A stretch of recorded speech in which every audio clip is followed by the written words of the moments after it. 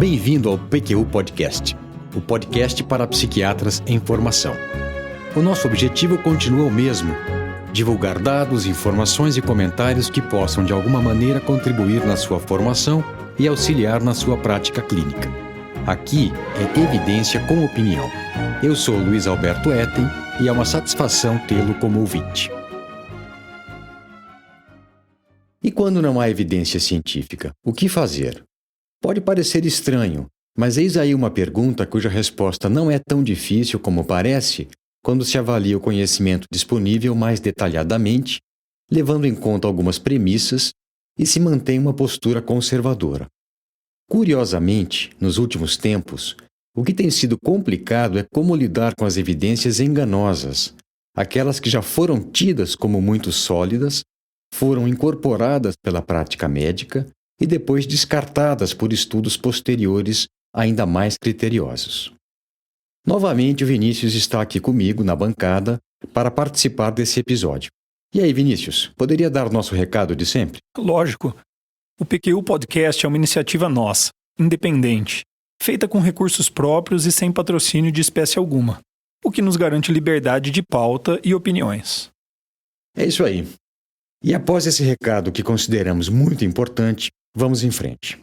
É muito provável que você, caro ouvinte, já tenha escutado que ausência de evidência não é evidência de ausência. Ou seja, o fato de não haver um conhecimento científico estruturado sobre determinado assunto não significa que ele não possa ser adquirido. Ou ainda, em outras palavras, que as lacunas existentes poderão e deverão ser preenchidas em algum momento e não ficarão incompletas para sempre. O que talvez seja novidade é o outro lado dessa história. A disponibilidade de evidências não é evidência de que elas sejam inquestionáveis. Um exemplo, apenas um para ilustrar esse fato, para não nos alongarmos demais. Em 1981, o FDA aprovou o atenolol como antihipertensivo eficaz tanto no controle da hipertensão arterial quanto de suas complicações, de forma que ele se tornou medicamento de referência contra o qual novos medicamentos deveriam ser testados. Pois bem, uma meta-análise feita em 2004 concluiu que o atenolol não reduzia a incidência de infarto de miocárdio ou de mortes em comparação com outros tratamentos antihipertensivos, e que os pacientes em uso de atenolol apenas tinham níveis pressóricos melhores por ocasião da sua morte. Em 2017, uma revisão Cochrane mostrou que os beta-bloqueadores não são tão eficazes na redução da morbidade e mortalidade relacionada à hipertensão arterial como antidiuréticos, bloqueadores de canais de cálcio e inibidores do sistema renina-angiotensina. Em psiquiatria, algo semelhante aconteceu com a indicação de topiramato para transtorno bipolar, que foi derivada de ensaios abertos, e que depois não foi referendada por estudos controlados. Até isso acontecer, essa evidência ser derrubada, alguns pacientes com transtorno bipolar utilizaram a medicação. E até hoje, alguns colegas se referem ao topiramato como um estabilizador de humor. Bem lembrado, Vinícius. Esse é um exemplo semelhante na nossa área. Outro problema é que nem sempre os médicos conhecem e utilizam as evidências confiáveis. David Brown, cardiologista da Faculdade de Medicina da Universidade Washington, em St. Louis, sintetiza a dura realidade em reportagem da edição de 22 de fevereiro de 2017 da revista The Atlantic. Da seguinte forma, abre aspas, uma vez que os médicos terminam seu treinamento, começam a trabalhar para se sustentar e não necessariamente se mantêm atualizados. Por isso, as grandes mudanças na prática médica são geracionais. Fecha aspas. Como o ouvinte deve ter percebido, a maior dificuldade que eu enfrentei para preparar esse episódio do PQU Podcast não foi encontrar fontes para a faceta que me propus explorar, mas sim me ater a ela, resistir à tentação de ampliar a discussão para temas relacionados. Eu me baseei em textos e aulas do blog Medicina Baseada em Evidências, do médico cardiologista Luiz Cláudio Lemos Correia, professor da Escola Baiana de Medicina e Saúde Pública. Eu contei inclusive com algumas sugestões dele, que se dispôs a discutir o tema comigo, pelo que eu lhe sou muito grato. Utilizei também livros e artigos cujas referências completas estão no nosso site www.pqpodcast.com.br. Então vamos lá. Foco. O que fazer na falta de evidências?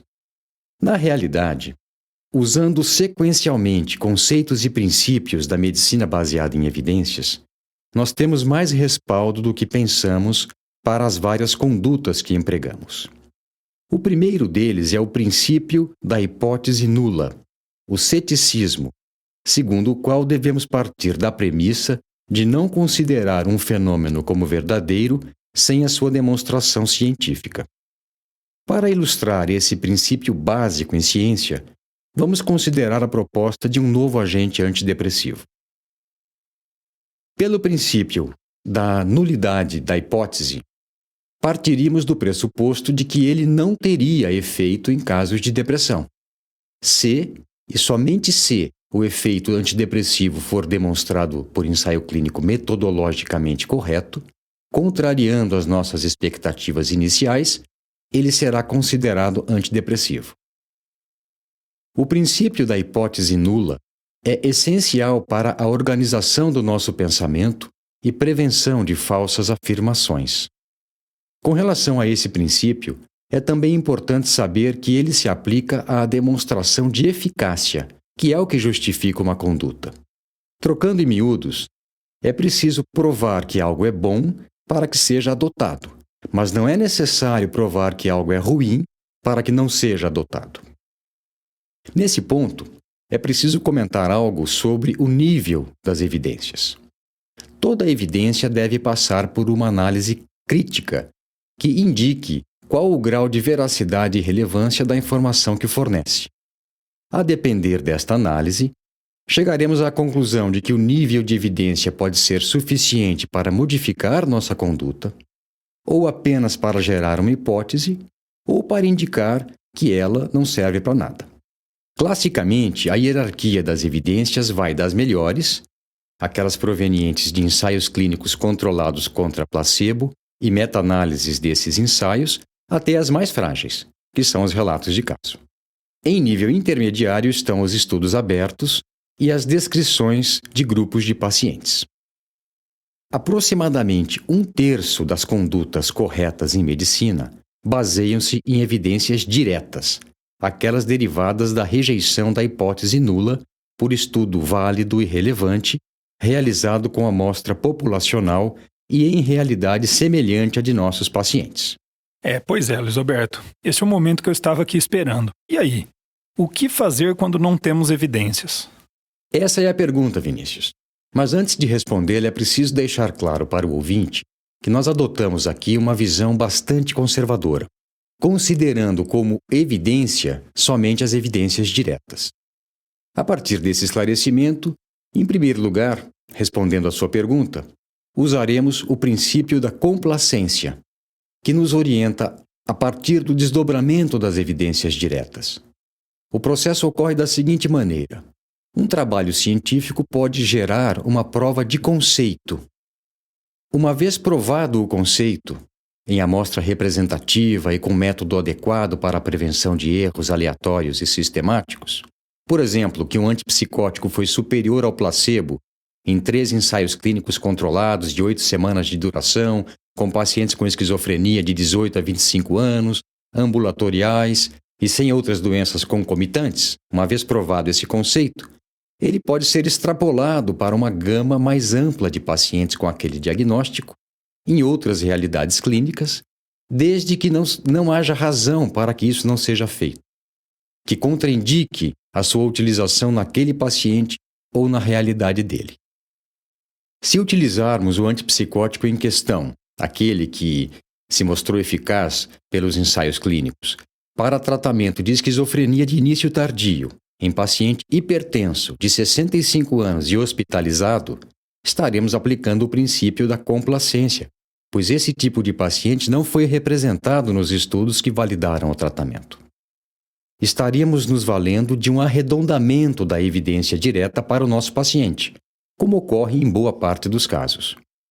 O que se precisa fazer nessas ocasiões, além de ter consciência do que está acontecendo, é julgar se há incerteza suficiente para limitar a aplicação do conceito. Se essa incerteza for moderada, quando a dúvida prevalecer se a conduta está indicada ou não, deve-se ficar com a hipótese nula e não se utilizar a extrapolação. O princípio da complacência se baseia no fato de que a interação entre o tipo de paciente e o efeito da conduta é um fenômeno pouco comum. Em outras palavras, que uma vez demonstrado o benefício de uma conduta, ele se reproduziria na maioria das situações. Evidentemente, essa regra tem exceções, e não são poucas. Poxa, muito boa essa explicação. Provavelmente tenho usado o princípio da complacência desde minha graduação em medicina, sem nunca ter esse conceito tão claro na minha mente. Não é mesmo? E tem mais. Além da sua aplicação em subtipos de pacientes, o princípio da complacência é válido também para a forma de utilização de uma conduta. Imagine que nos ensaios clínicos em questão tenha sido utilizada uma dose fixa do antipsicótico. Uma vez provado o benefício, não somos obrigados a utilizar apenas aquela dose que se mostrou eficaz em todos os pacientes, a reproduzir o que foi descrito nos artigos. É correto se nortear pelo conceito provado e individualizar a dose para diferentes tipos de paciente, dentro da faixa considerada terapêutica e segura. Ao prescrever uma dose menor para um caso mais leve ou uma mais alta para um paciente mais comprometido, estamos aplicando o conceito demonstrado pelos resultados dos estudos, mas particularizado para a nossa situação clínica pela variação de dose. Com isso, quero dizer que a prática baseada em evidência científica não significa copiar o que foi descrito no artigo, o que, diga-se de passagem, é bem raro, mas sim individualizar para o paciente um conceito demonstrado no referido artigo ou conjunto de artigos científicos. Não se pode dizer que estudos abertos, séries de casos ou relatos de caso demonstrem um conceito, mas eles sugerem algo, eles indicam uma direção, o que é sempre melhor do que nada. Ô Luiz Alberto, eu estou aqui pensando um outro exemplo e tem a ver com a duração do tratamento testado. Temos pouquíssimas medicações em psiquiatria que foram testadas em ensaios clínicos com a duração tão longa como a que utilizamos na prática clínica. Assim, as utilizamos pelo princípio da complacência. É verdade. Nesse caso, um tratamento de manutenção que se estenda por mais de 5 anos, algo até corriqueiro em casos de esquizofrenia ou depressão recorrente, não estaria fundamentado por evidências diretas, mas sim pela sua extrapolação baseada no princípio da complacência. Também na falta de evidências diretas, valemo-nos de outro princípio, o da plausibilidade extrema. Ele se aplica a situações em que inquestionavelmente se deve adotar a conduta e para as quais seria até antiético realizar um ensaio clínico controlado contra placebo. O melhor exemplo é o uso de paraquedas por indivíduos que pulam de um avião. Tal dispositivo reduz a mortalidade e não precisamos de um ensaio clínico para saber disso. Em nossa especialidade, um exemplo de algo incontroverso, de conduta que ninguém contraindicaria, seria a contenção física de um paciente em surto psicótico agudo, agitado, violento e agressivo, para se evitar que ele se machuque, que ele agrida a terceiros e também para poupá-lo de doses excessivas de medicação. Outro exemplo do princípio da plausibilidade, menos dramático, é o do valor da relação médico-paciente. Na prática, investir na relação médico-paciente, saber ouvir e conversar com o nosso paciente, são habilidades que devem ser empregadas, mesmo que não haja ensaios clínicos randomizados demonstrando seu valor terapêutico. É muito plausível que um médico atencioso faz bem ao seu paciente, e por isso deveríamos nos aprimorar constantemente nesse sentido, mesmo na ausência de evidência científica. Nem é bem isso, na verdade. Não é que faltem evidências para a ação nesses casos extremos. é que neles nós temos a evidência do óbvio. E por fim, o que dá sentido a toda prática baseada em evidências, quer sejam diretas, quer sejam extrapolações ou adaptações dessas evidências diretas, ou quer sejam evidências óbvias, é o princípio da complementaridade entre a ciência e a decisão clínica. A evidência científica precisa do julgamento clínico para ser empregada. Esmiuçando ainda mais esse conceito, temos que a evidência serve para determinar se uma terapia é eficaz, qual a melhor terapia ou se um exame é válido e preciso. Ponto. O julgamento clínico serve para analisar se a terapia é eficaz ou a melhor terapia ou o método propedêutico deve ser aplicada a um dado paciente. Um exemplo para ilustrar o emprego do princípio de complementaridade na prática. Imagine que um ensaio clínico tenha demonstrado de maneira bastante convincente que o anticonvulsivante X foi muito eficaz no tratamento de manutenção de pacientes com transtorno bipolar, sem outros problemas de saúde e com idade entre 18 e 45 anos. Que os pacientes que o receberam durante os 5 anos de seguimento do estudo mantiveram-se eutímicos por muito mais tempo e apresentaram 80% menos episódios de depressão que o grupo controle, e nenhuma fase de excitação mental. Muito bem, está então provado. O anticonvulsivante X é eficaz. Para grupo com as mesmas características da amostra estudada, a evidência é direta e de bom nível. Seria válido, então, utilizar esse medicamento no tratamento de paciente bipolar com 50 anos, usuário de drogas e HIV positivo? A evidência direta disponível, mesmo quando submetida ao princípio da complacência, pode não ser suficiente para nos orientar. Nesse paciente em particular, contará muito o julgamento clínico de prós e contras. Olha, nesse caso eu, muito provavelmente, utilizaria o medicamento para este paciente. Com muito cuidado, acompanhando o paciente bem de perto, especialmente atento a efeitos colaterais e interações medicamentosas.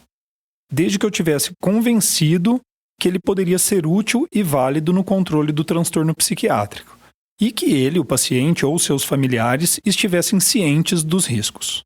Vinícius, eu também acho que seria essa a minha postura, sabe? Bem, a ideia é que, diante de um problema clínico, para respaldar as decisões e o encaminhamento terapêutico, se identifique primeiramente quais são as evidências diretas disponíveis.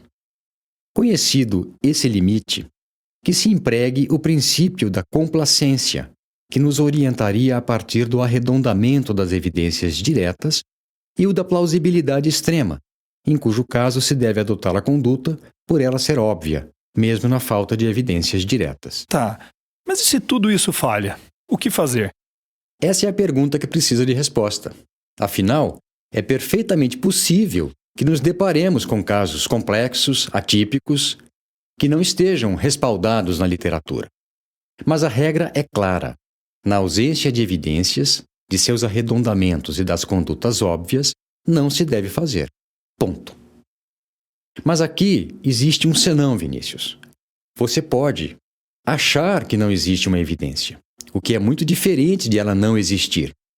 Isso geralmente ocorre quando se está diante de um caso raro ou de um transtorno que você não acompanha tão de perto. Mas, na verdade, podem existir evidências. Isso já aconteceu conosco mais de uma vez, lembra, Vinícius? Daquele caso com convulsões, aquele com convulsões típicas, sem correlato neurológico nem eletroencefalográfico? É lógico que eu lembro. Se não tivéssemos discutido o caso com o nosso neurologista ali de confiança, que nos indicou estudos sobre o tema, estaríamos perdidos até agora. Sem dúvida. Nessas situações, então, vale a pena conversar com um colega mais enfronhado no assunto, mais dedicado ao tema, que pode estar ciente de evidências não acessíveis para você. Quem sabe ele não lhe dá uma luz. Guarde os princípios que eu descrevi, o da hipótese nula, o da complacência e o da plausibilidade extrema. Procure identificar qual deles está norteando a sua conduta para se proteger do complexo de Deus. Segundo Luiz Cláudio Correia, do blog Medicina Baseada em Evidências, o complexo de Deus é uma enfermidade psicológica de alta prevalência entre médicos, caracterizada pela presunção de que podemos inventar condutas baseadas em lógica e considerá-las benéficas sem testá-las devidamente.